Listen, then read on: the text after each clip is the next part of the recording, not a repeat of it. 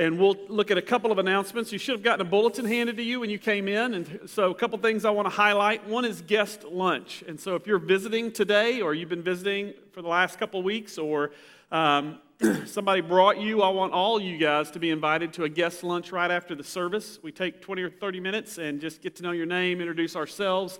Grab your kids if you brought them, very kid-friendly. Right out the doors to the right, we would love for you to take part in a guest lunch.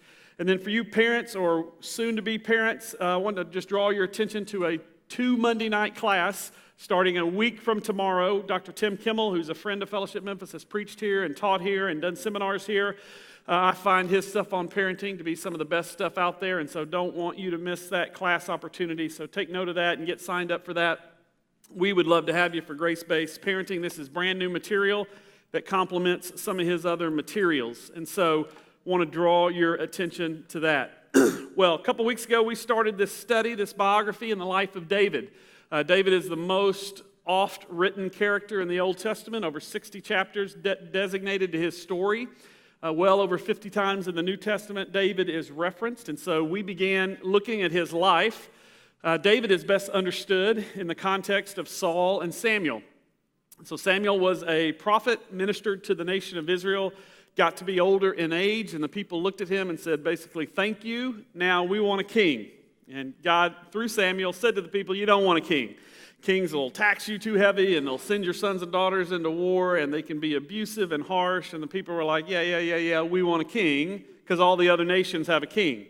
So they went out to go find a king, and they found the person who literally was a head bigger than everyone else, a guy named Saul, and they installed him as king. And that was a really bad choice. Saul was a bad leader, bad king. Saul was very thin-skinned. Saul did not do well with other leaders, was really jealous, got really dark toward the end of his days where he consulted a witch and ended up being one of the Bible's only suicides, and so not a good choice for the first king of Israel. In the midst of Saul's reign, God says, I've got a man. His name is David. He's from a guy named Jesse as his dad down in Bethlehem. And so during the reign of Saul, God has Samuel go anoint David to be the next king of Israel. Now, David's going to have to learn how to flourish and continue being a shepherd and emerge as a leader well before he ever takes the throne and fulfills that promise of God. In fact, we're going to have about a decade where David's life is going to be really, really, really hard as God uses those hard circumstances to prepare him to take that throne. So from the day David is anointed, we still have a decade reign of Saul, and then David will get his rightful place on the throne. It's during those hard times that God continues to develop David's character. Most of David's psalms that he wrote were written during what begins today some very difficult times in David's life. Leading up to this point, we get to see what God values in a leader as he grooms and prepares David to take on that throne, that God has prepared him in the midst of obscurity. He's taught David to thrive in the midst of mundaneness. In the midst of what seems to be a barren, dead-end job as a shepherd, David's engaged that and used that time to really strengthen his relationship with God. In fact, we have the privilege of looking back at David's life through some of the Psalms that he wrote, and you can tell that when David was out there seeing mountains and thunderstorms and clouds and animals, that led him to explosive worship. Like these days in David's life, he is growing his character and really developing a personal relationship with God. When the famous verse written about this is when Samuel goes to anoint one of Jesse's sons to be the next king. Hasn't told him yet his name is David. David's dad brings 7 sons into the living room, and Samuel looks at the first one, the biggest one, the oldest one, the most experienced one, and says, I bet it's Eliab. That's what he says to himself. God, knowing all things, calls a time out, pulls Samuel out, and says, you're about to make the same mistake the Israelites made. Man looks at the outward appearance, God looks at the heart. It's none of these sons. I've been preparing the heart of a guy named David. And so sure enough, Jesse brought his youngest in. He got anointed with oil, and then we began to see last week he went right back out to his job as shepherd. And so there's a lot we can learn from these early days of David, that the trials of being the forgotten son, the youngest son, David endured in the midst of those. And even after being anointed king, the next king of Israel, he's no job is too small for him anymore. He runs right back out there and is taking care of the sheep. And then we were introduced last week to a guy named Goliath. And so David's been anointed king. The Spirit of the Lord came upon him. And then we get introduced last week to Goliath. Just curious, anybody in here familiar with the story of David and Goliath? Show of hands? Yeah, that's like all of them, all right? I hope to mess with your mind. I hope to rewrite this story in your head of David and Goliath. The story won't change, but I hope, one of my goals is that we look at this from a slightly different angle to better understand the gospel and better ultimately understand the truer and greater David who slayed a truer and greater Goliath, and that our hearts would be more and our affections kindled more toward Jesus when this is done. But we learned last week that David is still serving his dad. Some of his brothers have gone to fight the Philistines. For 30 days or 29 days before David got there, this giant Goliath, who's 9'9" in height, has 125 pounds worth of armor on his body, weight of armor on his body, and he's got a big sword, and he's shouting threats. And the Israelites are terrified. Saul is terrified. For 39 straight days, every morning, every night, Goliath's been talking Philistine smack and asking an Israelite to come fight him, and no one's done it.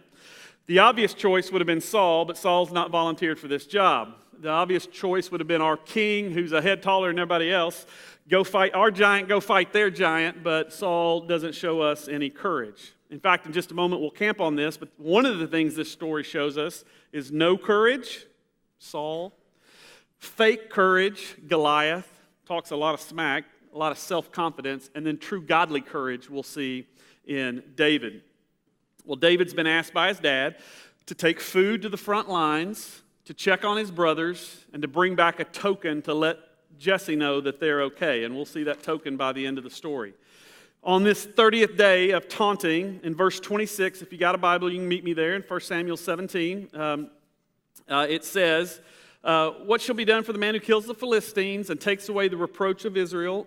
For who is this uncircumcised Philistine that he should defy the armies of the living God? So who is this that is defying God's name and God's people? And so we see early on that a heart rooted in the love of God, rooted in the person of God, a true character is in it, is sensitive to God's fame, God's name, God's people, God's honor. And so throughout this whole story, you're going to be reminded, I'm going to be reminded at least 3 times by David's words what motivates him. And it's going to be the name and the fame of God. It's not his own personal achievement. It's not his own personal fame. It's not his own personal accomplishment. It's the name of God, the fame of God that is at the emotional core of motivation of David. So who is this Philistine? How is he able to defy the armies of the living God? And the people answered him. Now Eliab, where our story picks up in verse 28 here, his eldest brother. So we met Eliab earlier. It's the one Samuel assumed would be anointed king. He's the oldest brother. When David spoke to the men, Eliab's anger was kindled against David. So Eliab, the oldest brother, is going to see a courage in David, the youngest brother, that Eliab doesn't have. Eliab's going to see a holiness in David that Eliab doesn't have. And so some of you know this well. We've got some typical sibling rivalry here. I don't know what it feels like to be an older sister or a younger sister. I know what it feels like to be an older brother and a younger brother. I'm both those things. And I'm a parent of several boys that are older brothers and younger brothers. And you can see here this oldest brother get very angry at David, the younger brother. And he says to him, and watch these words. Now, he is going to torpedo. He's going to send some verbal missiles straight into David. Why have you come down here? So that's a shame question. Like, what are you doing here? Right? Immediately defensive. And with whom have you left those few sheep in the wilderness? I love each of those phrases. So here's what Eliab says. Why are you here? Immediately, what does he do? He questions his motive. Like, you just want to, if you're the younger brother, older brother, all you do is go, man, why are y'all letting this Philistine defame God's name? And Eliab's like, what are you doing here? And why have you come here? And what did you do with those few sheep, like minimizes his job, out there in the wilderness? Like your little wilderness boy with small amount of sheep, leadership. Like this is frontline big boy territory. What are you doing here? And with whom have you left those few sheep in the wilderness? Like you're not even responsible enough, I bet, to have come here having left those sheep in someone else's care. And then it gets even darker and deeper. I know your presupposition and the evil of your heart, for you have come to see the battle.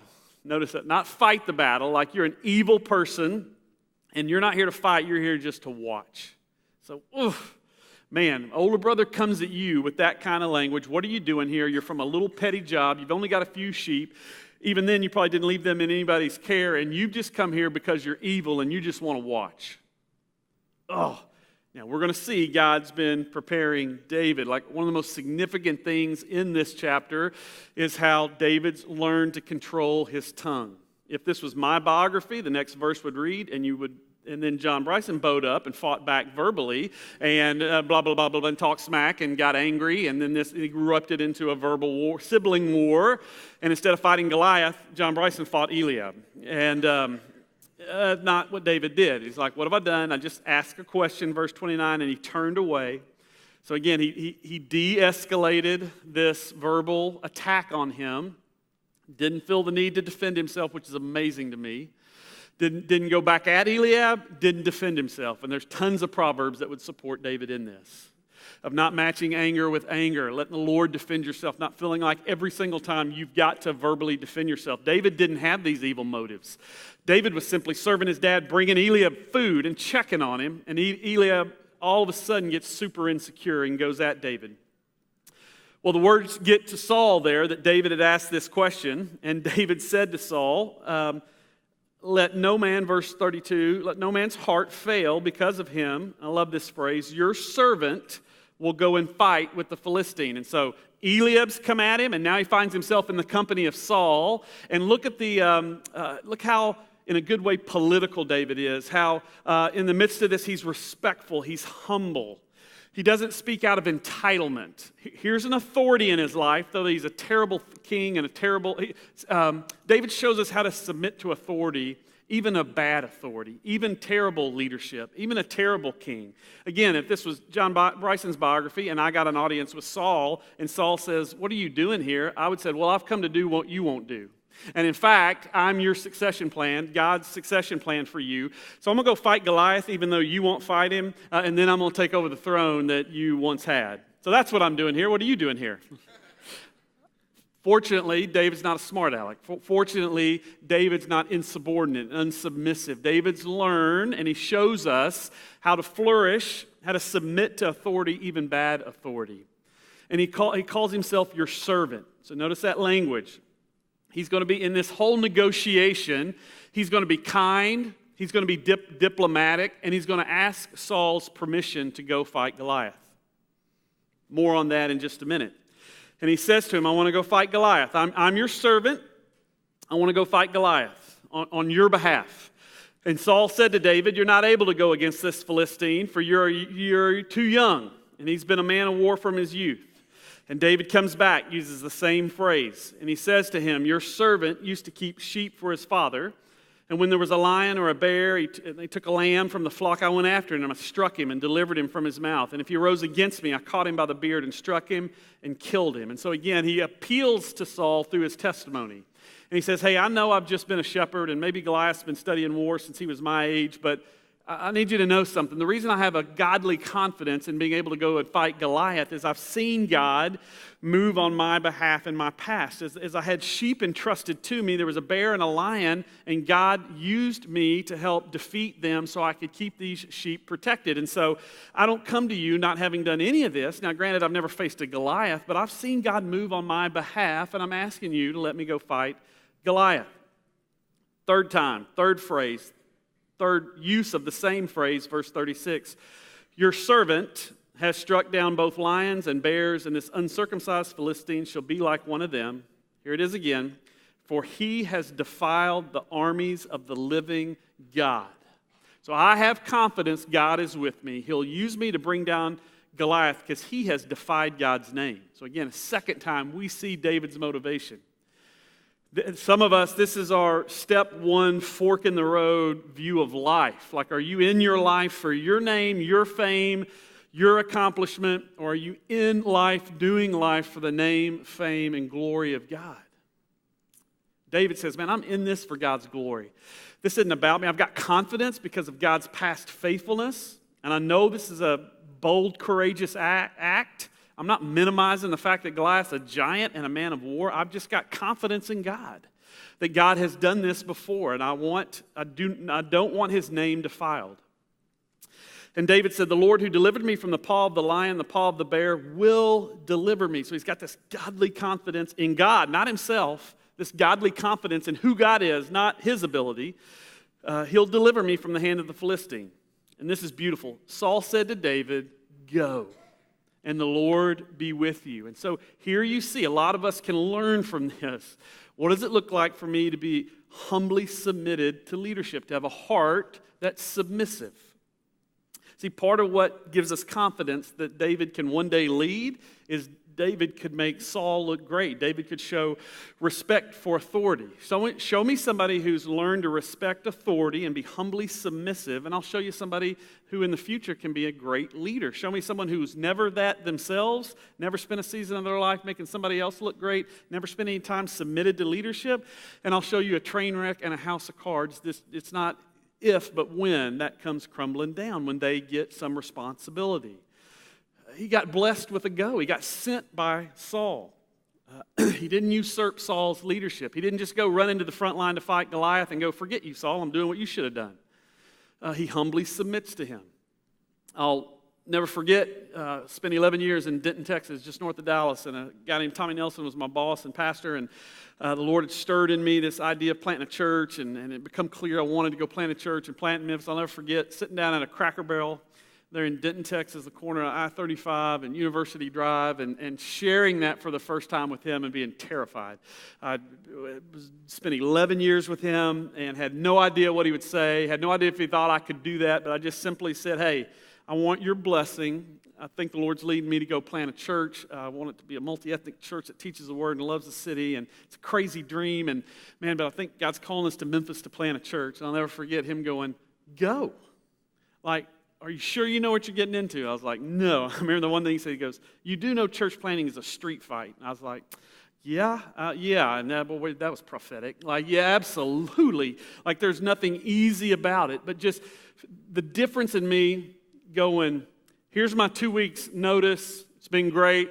I'm out of here to go do this thing God's called me to do. And going, I want your blessing to be freed to go do this. And the confidence, the blessing, to be able to share that previous experience as part of our planning of our church, like hey, these people have given us their endorsement to go do this, like that is entirely different from just running out and doing your own thing.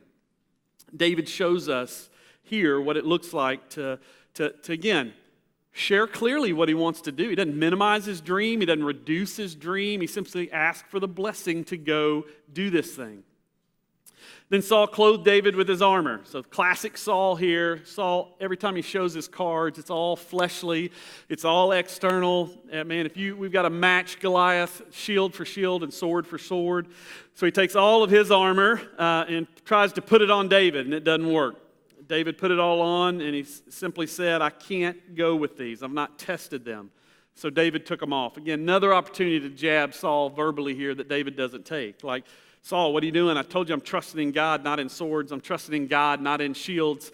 And yet he doesn't do that. Yet he tames his tongue. He has learned to respect his authority, even when and especially when he disagrees with their motives. He's gracious and kind in doing that. Prudent in speech is the phrase used in the New Testament often. Then he took a staff in his hand, and he chose 5 smooth stones from the brook, and he put them in his shepherd's pouch, had a sling with him in his hand, and he approached the Philistines. Why 5 stones? I don't know. None of us know. He probably thought he'd missed 4 times. I believe that the Word of God, the faith, like strengthens our options. It doesn't reduce us. It doesn't shrink us. It strengthens us. And so I don't think this is the first time David's used a sling and stones either. Like one of the messages of David is when we're in a season of waiting, when we're serving someone else, when we're not in the position of leadership, but we're the ones serving and not leading. Like, don't equate that with passiveness. Like a lot of us equate waiting for our season or for the next season as like this passive. Like David shows a bold, godly humility, submitted humility. But make no mistake, every time you see David, he's running. He's honing skills. He's learned how to play a harp better than anybody else in the country. He's learned, this isn't the first time he's picked up a slingshot. Like he's knocked down birds and lions, and like he has honed some skills. He's learned how to shepherd sheep. He's learned how to defend a flock. He's done some things. He's learned how to write. He's written psalms. He's a songwriter. Like in this season of waiting, David gives us his gift of showing us how to excel and prepare and allow the Lord to prepare us. He's deepened his heart for God in the midst of this season of waiting. And so he picks up these stones and he puts them in a pouch and he approaches the Philistine. As the Philistine moved forward and came to David with his shield bearer in front of him, the Philistine looked.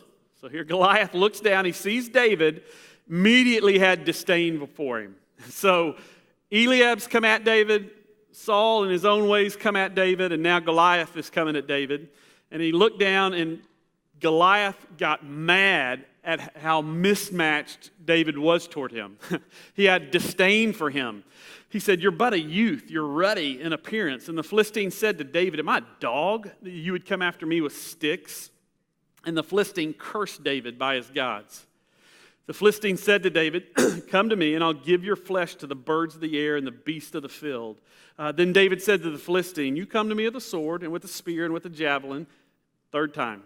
"But I come to you in the name of the Lord of hosts, the God of the armies of Israel, whom you have defiled." Like I am here, and he's getting ready to say, I'm going to defeat you. Not because David's awesome. Not because this is David's coming out party. Not because David's been preparing me with slings and shields and on how to defeat Goliath. I come at you in the name of the Lord God Almighty. I come in defense of his name. That's David's only offense is a defense of God's name. Who are you to defile God? He doesn't even say, who are you to defile me? Like you've offended me or you've offended us. Who are you to defile the Israelites? No. This is about God and his name. And David said, that's why I'm here. And that's why this is going to end well for me. I come to you in the name of the Lord of hosts, the God of the armies of Israel. This day, now, I love this decisiveness. I love this clarity, this determination. It stops today. Like you've been taunting, I've learned, for 39 other days. Like it stops when these ears hear it. On this day, the Lord will deliver you into my hand. I'll strike you down and cut your head off. And I'll give you the dead bodies of the host of the Philistines this day to the birds of the air, the beasts of the earth. Here it is again, 4th time. That all the earth may know there is a God in Israel. So Goliath, this is your last day. Those were your last taunts. I'm going to kill you, cut your head off, feed the birds, feed the beast. Not because David's awesome, not because it's time for the world to know who David is, not because I'm now also going to become king. I'm doing this because I want the nations to know that there is a God in Israel.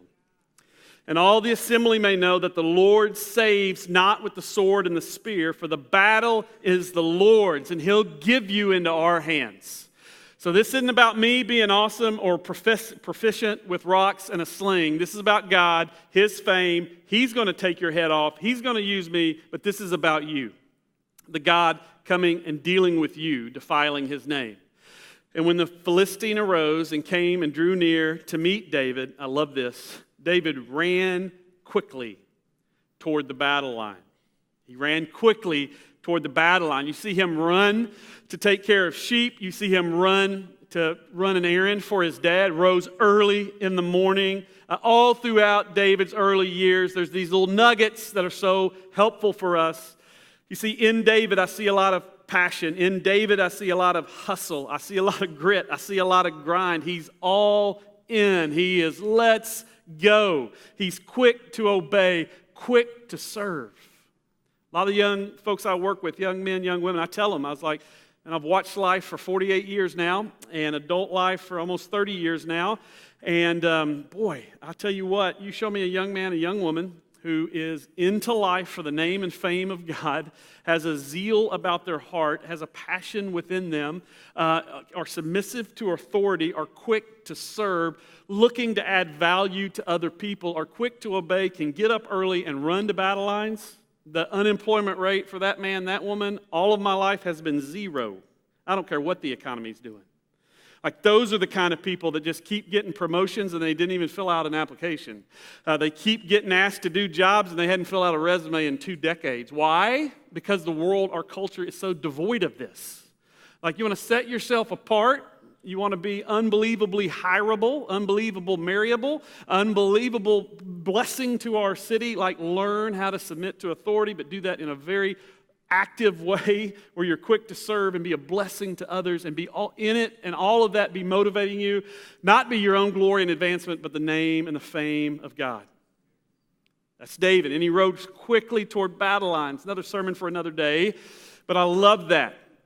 Like, God will constantly call us to battle lines. Like, part of the joy in life and part of the duty in life is to figure out what are those battle lines that God's called you to.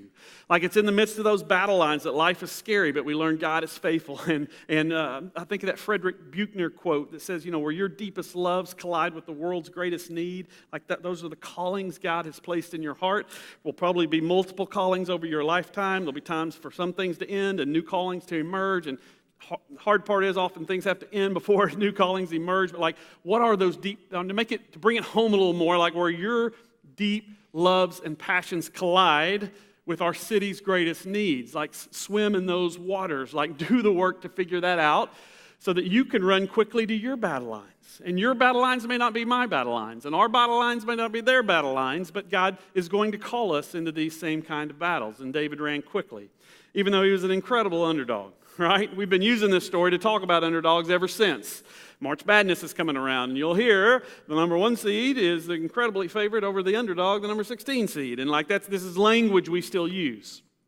David ran quickly toward the battle line to meet the Philistines. He put his hand in the bag, took out a stone, and watch this, slung it, struck the Philistine on his forehead. The stone sank into his forehead, and he fell on his face to the ground. 1, 2, 3, 4, 5, 6, 7, 8. Like 20 words is all it takes. And Goliath is talking smack, Goliath is face down.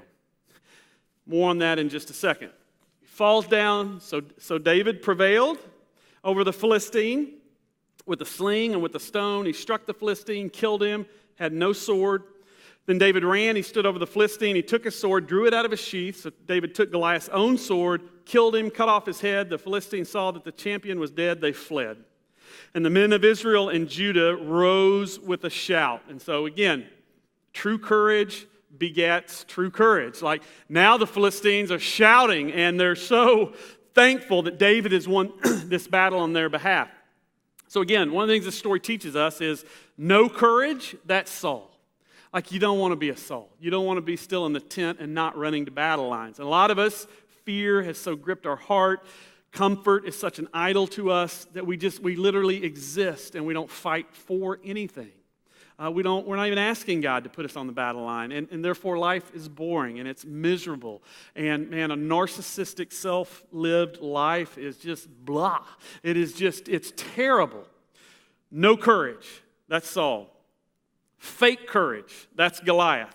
Very self-reliant, very pompous, very arrogant, talks a lot of smack, does a lot of talking, just very self-absorbed. You're in it for yourself, you're in it for your own glory, you're prideful and you're arrogant. That's a fake courage. Godly courage, that's David. And now these Philistines, like they're going to battle lines, but they're in it for the fame and the name of God. They're going to go fight some battles, but they're not trusting in their own skill sets and their own talent. They're trusting in God to move on their behalf for his fame, name, and glory. And so God does that, moves on David's behalf, cuts off Goliath's head. The men of Israel, Judah, with a shout, they pursue the Philistines as far as Gath.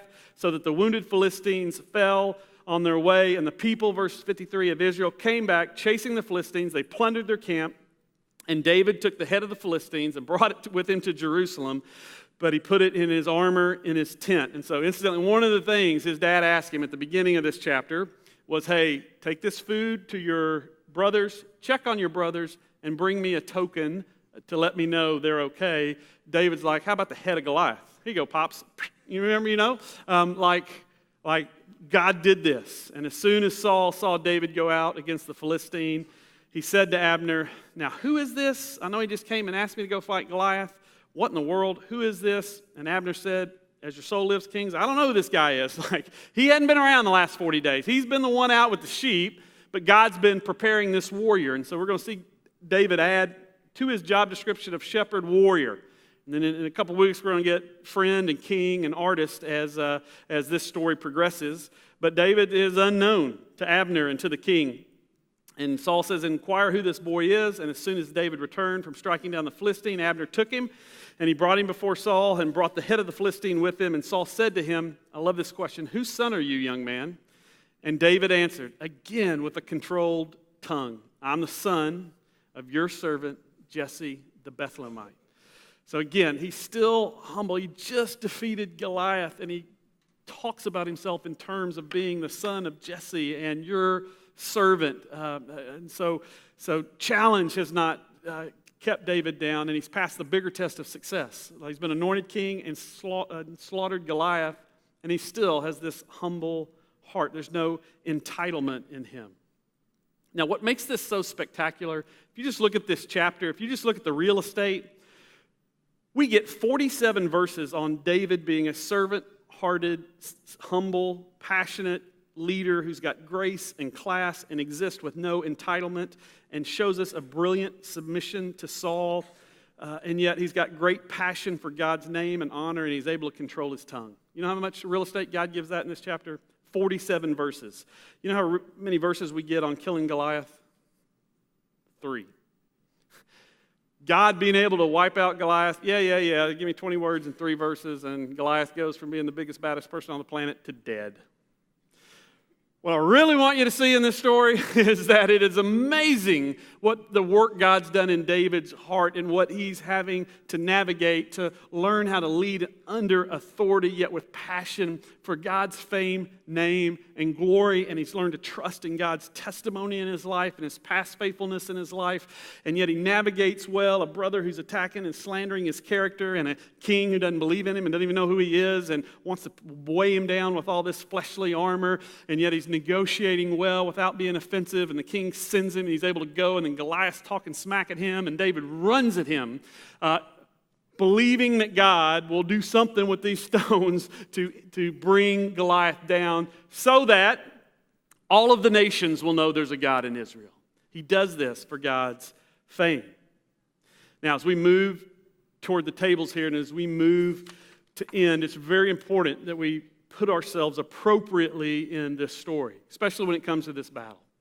There's a lot we can learn by example from David, but ultimately this battle isn't about an example. If we were to put ourselves in this story, we're very tempted to put ourselves in this story as David and to say to ourselves, man, I need to face my Goliaths, and I wonder what rocks God's given me, and I need to go do a better job facing my Goliaths. But that would be it'd be a very moralistic place to put yourselves, for me to put myself. That's not where we are in this story. You know where you and I are? We're one of the Israelites up in the tent on the side of the mountain, terrified. And our leader now, David, actually is going to fight what is called representational warfare. And so it was used during the ancient days when nations wouldn't want to necessarily risk hundreds or thousands of soldiers, and so they would agree to what's called representational warfare, which is you bring one representative, we'll bring our representative, they'll fight one-on-one. We're agreeing ahead of time that if our guy wins, you'll submit to us.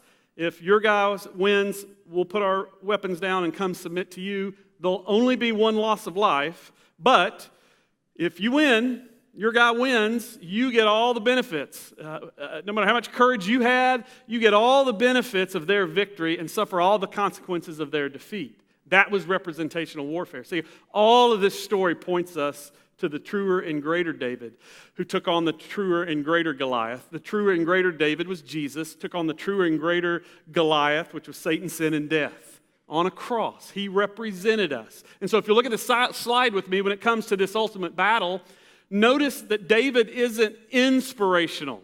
The story doesn't read David goes and looks at the Israelites and looks at Goliath and the Philistines and goes, come on guys, let's rally up. We're going to have a pep rally. You can do this. Like, you can get out there and fight Goliath and fight these Philistines. I believe in you. I know you can do this. I'm for you. I've seen y'all do good stuff. Go fight. It's not inspiration. It's also not emulation. Like, it's not be the best version of you. It's not even do what I did.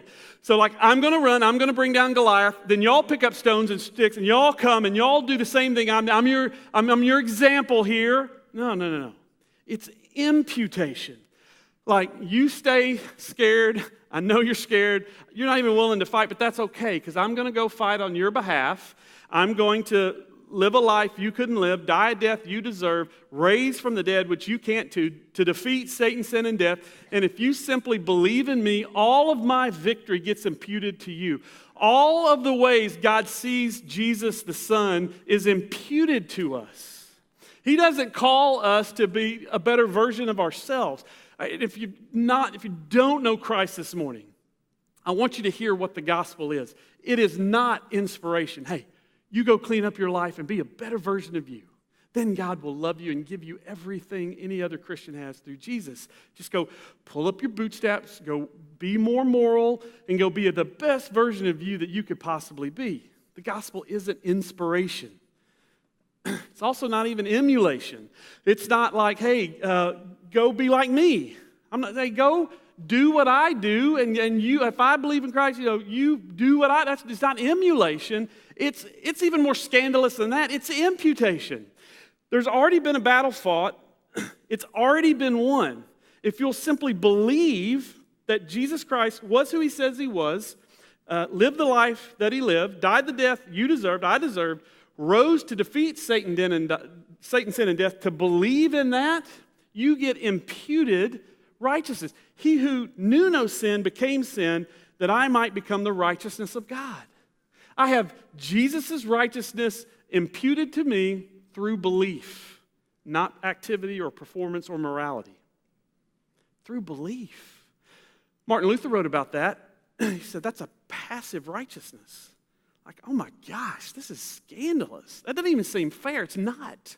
If it wasn't, that's grace. It's the gospel. That's a gift. Anything else is earned.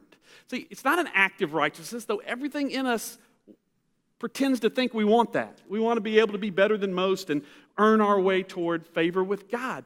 The scandal of the gospel is it's a passive righteousness imputed to us for a battle we weren't even in by someone who won the battle, and that simply believing in him, we, by faith, through grace, can have peace with God, forgiveness of sin, abundant life now, and eternal life forever. That's what it means to become a Christian. So some of you who don't know Christ, another way to say that, maybe it just happened just now, just this morning, that by God's grace, he opened your ears and cleared away your eyes that you could see the beauty and the sufficiency of Christ. His work was sufficient. And by believing in him, you enter into a relationship with God renewed because of not your work, but Jesus' work. Not the battle you fought, belief in the battle he fought. And that all of his victory is made available to you and I by grace through faith. Amen? Father, thank you for the beauty of the gospel, the scandal of the gospel. Thank you for fighting the battle we couldn't fight, winning the victory we'd have never won, and offering to us salvation. Lord, for any in here that don't know you, I pray that maybe today the lights went on.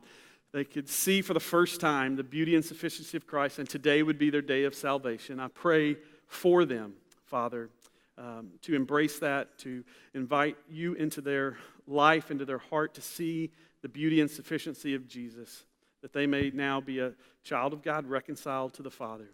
For some in here who may have believed that at some point, but boy, life and faith have seemed hard recently. I pray, Jesus, for clarity, for a return to their first love, for repentance, that they may more clearly see the relationship you offer to them. And then for many in here, Lord, I see as I look across this room, fighting so many fights on so many battlefields. I pray today for those who have gotten the fact that their salvation is based on Jesus and not themselves, that they would be deeply encouraged today at what it is you've offered to us, that passive righteousness is available, and that, Lord, I pray from that act of grace toward them that there would be just a growing and growing gratitude, a growing and growing thank you, Jesus theme in their life, and a growing passion to go to battle lines, to go sprint to battle lines, not for approval, but from approval. We love you, Father, and thank you for the faithfulness of your Spirit to teach us through your word. Amen.